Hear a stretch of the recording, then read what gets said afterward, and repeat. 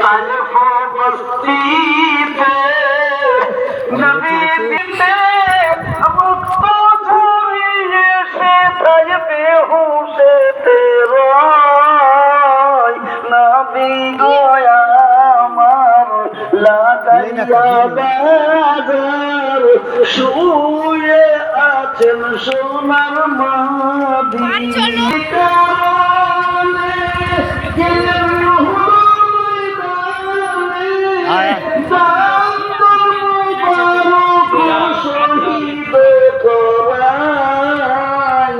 নবী গো আমার লাগাইয়া বাজার শুয়ে আছেন সোনার মদিনায় সেই নবী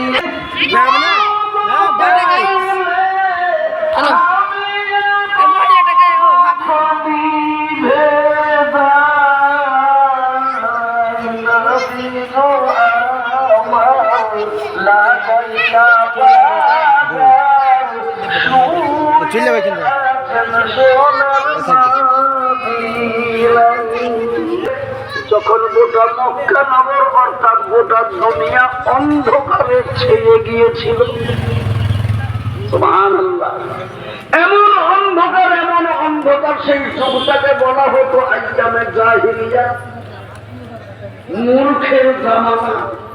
কেমন মূর্খ যদি বলে তো বুঝতে পারবেন না, কতই ছিল। আজ আপনারা বলুন, আপনাদের ঘরে যদি জনমনে আবার সঙ্গে সঙ্গে কোনো বাংলা তাকে বেরিয়ে পারে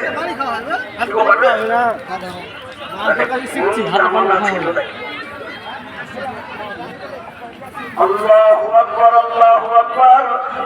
আবু বকর রাদিয়াল্লাহু তাআলা আনহু সাহাবা, তখন কিন্তু সাহাবা ছিলেন না, কেন নবীর দাওয়াত হয়নি, এই টাইমে ঘটনা।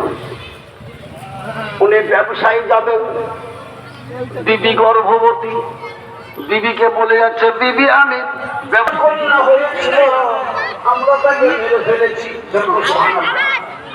সুবহানাল্লাহ।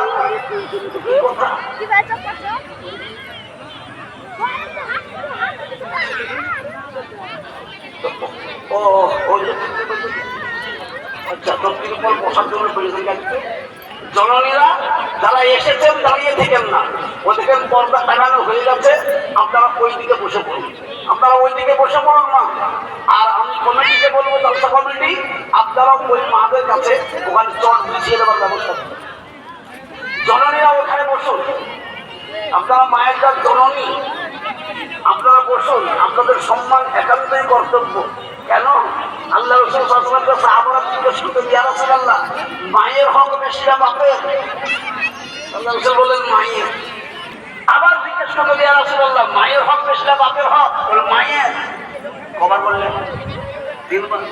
এবার চতুর্থবার আবার জিজ্ঞেস করলেন, ইয়া রাসূলুল্লাহ, তার মানে আমার মেয়ে তো মারা গেছে? না বাবা, তোমার মেরে ফেলার হুকুম ছিল বলে আমরা তোমাকে মিথ্যা বলেছি, গোপনে তোমার মেয়েকে আমরা লালন পালন করছি। সঙ্গে সঙ্গে আমার বাড়ি আর সন্তান নাই, মায়ের কোল খালি, বাড়িও খালি। যখন মেয়ে এত সুন্দরী, আমি একে বাড়িতে নিয়ে যাব, আমার বাড়িতে রাখলে পাবে মক্কা নগরে আমার মান সম্মান বেড়ে যাবে।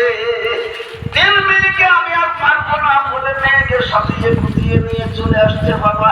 রাস্তার মধ্যে চলে আসে হাঁটতে হাঁটতে, আর দুজন লোকের কাপ একবার আসিয়া বলে আপনার আর কত করে গেলে আমি মাকে পাবো বলে, আগে কি চলো, আগে কি চলো, এই বলতে বলতে আসছে। হঠাৎ করে বলছে, আপনার এই চলতে চলতে আমার কথা শুকিয়ে গেছে, একটু পানি পেলে ভালো হতো।